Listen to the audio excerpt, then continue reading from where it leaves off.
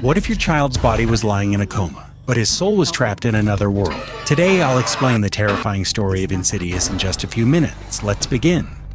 The Lambert family moves into a new house, hoping to start a new chapter in their lives. The family includes Josh Lambert, his wife Renee, their sons Dalton and Foster, and their baby daughter Callie. They have only been living there for a few days, so many of their moving boxes are still unpacked. One morning, Renee wakes up early and begins unpacking the remaining boxes. Dalton wakes up early too and joins his mother. The two of them spend some time looking through an old family photo album. Dalton asks if there are any pictures of his father when he was a little boy. Renee tells him there are almost no childhood photos of Josh because he always hated having his picture taken. After that, Renee prepares breakfast for the family. When breakfast is over, Josh leaves for work. Dalton and Foster leave for school. Renee stays home with baby Callie. She spends the day caring for Callie while working on a new song. Suddenly, Callie starts crying. Ever since they moved into the house, the baby has been crying often for no clear reason. A short time later, Renee hears strange sounds coming from the attic. Curious, she goes upstairs to see what is making the noise. However, when she reaches the attic, she finds nothing there. That evening, Josh returns home from work and spends time with his family. During dinner, Renee asks Josh if he has seen the box that contains her sheet music. She's been looking for it ever since they moved in. Josh is sure the box was packed with all the other belongings. Even after searching everywhere, Renee still cannot find it. Meanwhile, Dalton notices the attic door slowly opening by itself. Curious, he decides to go inside and take a look. The attic is completely dark. He climbs a ladder to switch on the light. Suddenly, one of the ladder steps breaks. Dalton loses his balance and falls to the floor. As he tries to recover, he feels that something is slowly moving toward him from the darkness. He cannot see what it is, but he knows something is there. Terrified, Dalton screams and cries for help, and hearing his screams, Josh and Renee rush upstairs. They quickly check Dalton and make sure he is not seriously hurt. Then they take him downstairs so he can rest. Before leaving the attic, Renee notices something shocking. The missing box of sheet music is sitting in the attic. She is confused because she does not remember putting it there. Later that night, after everyone goes to sleep, something strange happens. While Dalton sleeps peacefully, an unseen figure silently watches him through his bedroom window. The next morning, the family gets ready for breakfast. Renee asks Josh to wake Dalton up. Josh goes to Dalton's room and calls his name. He shakes Dalton several times, but Dalton does not respond. Realizing something is terribly wrong, Josh and Renee rush him to the hospital. The doctors perform many medical tests. After the examinations, they deliver shocking news. Dalton has fallen into a coma. Although his condition looks like a normal coma, the doctors cannot find the cause. They decide to keep Dalton in the hospital while they continue searching for answers. 3 months pass, but nothing changes. The doctors still cannot explain why Dalton is in a coma. With no sign of improvement, Renee decides to bring Dalton home. She wants to take care of her son herself while hoping that one day he will finally wake up. One day, Renee is working on a new song while Dalton lies in his bed at home. Suddenly, she hears a strange voice coming through the baby monitor in Callie's room. The voice whispers, "There's nothing you can do." A moment later, it says, "I want it now." At the same time, baby Callie begins crying loudly. Frightened, Renee rushes to her daughter's room. She picks up Callie and searches every corner of the room. However, she cannot find anyone. The strange voice has completely disappeared. The incident leaves Renee confused and terrified. That night, Renee puts Foster to bed. Before going to sleep, Foster tells his mother that he is scared of Dalton. He says he has seen Dalton walking around the house several times during the night. Renee is shocked by what she hears. Dalton has been lying in a coma the whole time. There is no way he could be walking. After Renee leaves the room, Foster tries to close his bedroom door. Suddenly, he hears a strange noise coming from the hallway. The sound frightens him even more. Later that night, Renee tells Josh about everything that has been happening. She tells him about the strange voice on the baby monitor. She also tells him what Foster said about seeing Dalton at night. Josh does not believe any of it. He thinks they are only strange coincidences. Suddenly, loud knocking comes from the front door. Josh quickly gets out of bed and goes to check. He looks outside, but no one is there.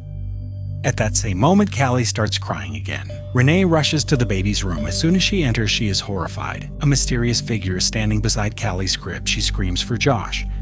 Josh runs into the room immediately, but when he looks around, the figure is gone. Before they can understand what happened, the house alarm suddenly goes off. Josh tells Renee to take Callie and Foster into Dalton's room while he checks the house, and he walks downstairs and discovers that the front door is wide open. Thinking someone has broken into the house, Josh grabs a fire poker for protection. He carefully searches every room, but he cannot find anyone. Whoever entered the house has completely disappeared. After that terrifying night, Josh starts spending more time at work. He comes home later and later every day. As a result, Renee is left alone to deal with the frightening events inside the house. One day while cleaning Dalton's room, Renee notices something horrifying. There is a bloody handprint on Dalton's bedsheet. The shocking sight leaves her terrified. She immediately calls Josh and asks him to come home early. She tells him there is something important he needs to see. That evening, Renee waits outside for Josh to arrive. As soon as he gets home, she cannot hold back her frustration anymore. She tells him he has been avoiding everything by staying at work until late. Renee explains all the terrifying things she has experienced while he was away. She also shows him the bloody handprint on Dalton's bedsheet. She insists that something evil is inside their house. Josh admits that strange things have been happening. However, he still has no explanation for any of it. After their argument, Josh decides to sleep alone in the living room. Later that night, Renee suddenly wakes up from a frightening nightmare. As she tries to calm herself, she notices a strange man walking back and forth outside her bedroom window. A few moments later, the man suddenly appears inside the room. He slowly begins walking toward her. Terrified, Renee screams as loudly as she can. Her scream wakes Josh, and he runs upstairs. When Josh enters the room, he finds no one there. He only sees Renee shaking with fear. She tells him that someone was just standing inside the bedroom. Renee finally reaches her breaking point. She begs Josh to move the family out of the house. A few days later, they move into a different home. They hope leaving the old house will leave all the horror behind. After the moving truck unloads everything, Renee begins unpacking the new house. Josh's mother, Lorraine, comes to help her. Later, Lorraine leaves. Renee stays home alone with Dalton and baby Callie. After taking the trash outside, Renee walks back into the house. Suddenly, she sees a small child dancing inside. Confused, she follows the child through the rooms, but every time she gets close, the child disappears. While searching the house, she finally sees the child inside Dalton's room. Without warning, the child suddenly jumps out of Dalton's closet. Renee is badly frightened. She immediately decides to call a priest to bless the new house. Around the same time, Lorraine comes to visit again. When Josh gets home, he is surprised to see both the priest and his mother there. After the priest leaves, Renee explains everything to Lorraine. She says they moved because of the terrifying events in the old house. But even after moving, the strange events have continued. Unlike Josh, Lorraine believes every word Renee says. Then Lorraine reveals that she had a terrifying dream the previous night. In her dream, she saw a frightening figure standing beside Dalton's unconscious body. When she tried to speak to the spirit, it called itself a visitor. It also said that it wanted Dalton. Even after hearing this, Josh still refuses to believe anything supernatural is happening. Suddenly, Lorraine sees the same dark figure standing right behind Josh. Suddenly, loud noises come from Dalton's room. Everyone rushes to see what is happening. When they reach the door, they find it locked from the inside. Josh quickly breaks the door open. They are shocked to see the entire room destroyed. Furniture is overturned, and everything is scattered across the floor. Dalton's unconscious body is lying beside the bed. They quickly check on him. Thankfully, he is not injured. This terrifying incident convinces Lorraine that something supernatural is happening to her grandson. Knowing they need help, Lorraine contacts an old friend named Elise Rainier. Elise is a gifted psychic who has dealt with many supernatural cases. That night, Elise sends her two assistants, Specs and Tucker, to inspect the house first. They carefully search every room using special equipment to detect paranormal activity. While taking pictures inside the house, Tucker suddenly notices something terrifying. Two strange women are staring directly at him with creepy smiles.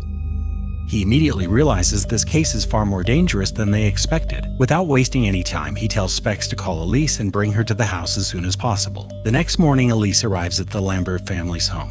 Josh and Renee welcome her inside. The moment Elise enters the house, she senses an evil presence. She asks Specs to get his sketchbook ready. She tells him to draw anything she describes during the investigation. A short time later, they all enter Dalton's room, and as Elise looks around, she suddenly stares into one corner of the room. She quietly tells Specs to draw what she is seeing. Curious, Renee looks at the finished sketch. She is horrified. The drawing shows a terrifying black figure with a bright red face hiding in the corner of Dalton's room. Elise explains that this evil entity has been watching Dalton for a long time. Everyone gathers in the living room to hear what Elise has discovered.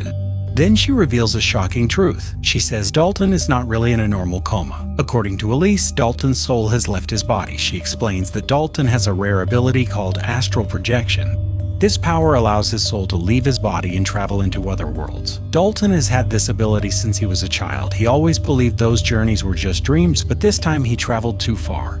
His soul became trapped inside a dark place called the Further. The Further is a terrifying world filled with lost souls and evil spirits. Because Dalton cannot return to his empty body has become a target for dangerous spirits. That is why the Lambert family has been experiencing so many supernatural events. Elise tells them the house was never haunted, the spirits were following Dalton all along. Among all those spirits, one is far more dangerous than the others. That is the terrifying red-faced demon. The demon has been guarding Dalton's body because it wants to possess him forever. Elise warns the family that there is only one way to save Dalton. His soul must return to his body before the red-faced demon takes control of it forever. Hearing this, Renee begs Elise to save her son, but Josh refuses to believe any of it. He thinks Elise's story is impossible. Josh becomes angry and asks Elise, Specs, and Tucker to leave the house. After they leave, Renee is heartbroken by Josh's decision. Later that night, Josh sits beside Dalton's bed. As he looks around the room, one of Dalton's drawings falls to the floor. Josh picks it up and studies it carefully. He then notices many more drawings hanging on the walls. Each drawing shows strange places, dark figures, and frightening creatures. Everything in the drawings matches Elise's story.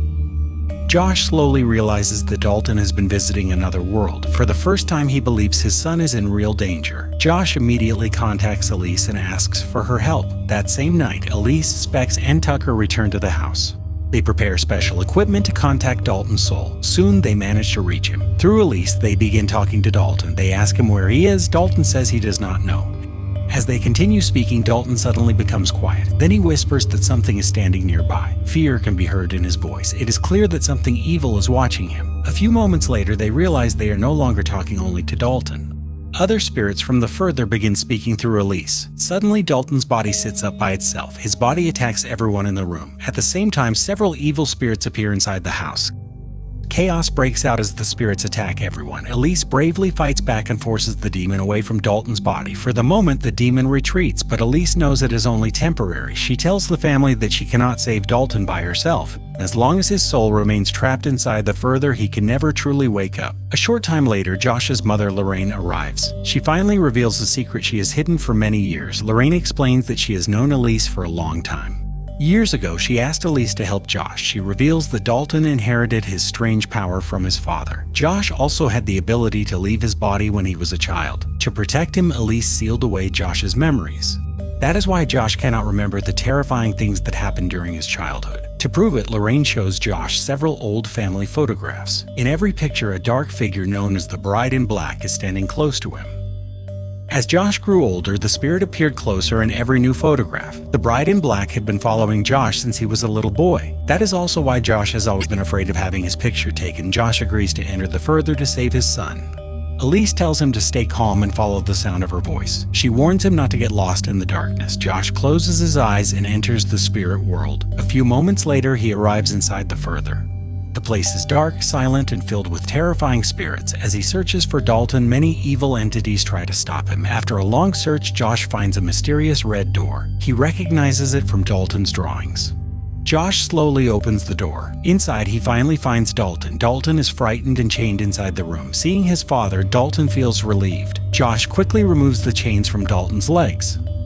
Suddenly, the red-faced demon notices them. The demon attacks Josh. Josh fights back and protects his son. Together, they run through the further while countless evil spirits chase them. After a dangerous escape, they finally reach the place where their bodies are waiting. Josh tells Dalton to return to his body first. Dalton immediately runs back and wakes up inside his own body. As Josh is about to return, the Bride in Black suddenly appears. It is the same spirit that haunted him throughout his childhood. This time, Josh refuses to be afraid. He stands up to the evil spirit. Meanwhile, in the real world, Elise, Renee, Lorraine, Specs, and Tucker keep calling Josh and Dalton. They try everything they can to guide them back. Finally, Josh finds his way back to his body. Both Josh and Dalton wake up safely. The family is overjoyed because Dalton has finally returned. Everyone believes the nightmare is finally over. Specs and Tucker begin packing their equipment. At the same time, Josh and Elise talk quietly in the living room. Josh hands Elise one of his old childhood photos. As Elise looks at him, she suddenly senses something is terribly wrong.